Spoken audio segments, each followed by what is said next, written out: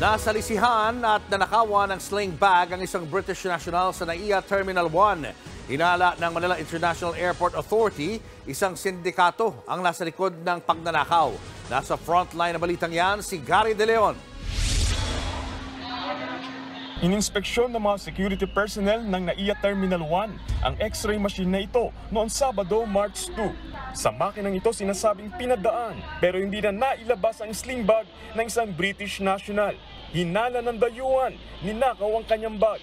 Base sa investigasyon, bibiyay na palondo ng dayuhan kasama ang Pinay niyang asawa nang dumaan sila sa departure area ng NAIA Terminal 1. Papasok pa lang ng check-in area, sinabayan na sila ng isang grupo na nagatid din umano ng isang pasahero.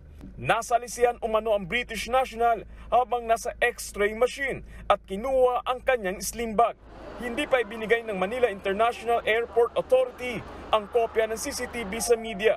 Pero nakita na raw nila ang grupong hinihinalang tumangay sa sling bag. Masasabi po natin, sir, na ito po ay isang sindikato.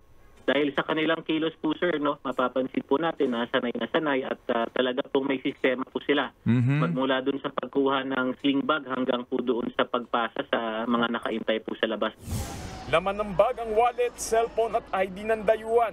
Nakatuloy pa rin naman ang British national sa kanyang biyahe dahil hindi naman natangay ang kanyang passport at plane ticket. Tinutukoy na ng mga otoridad sa airport ang pagkaakinanlan ng mga suspect.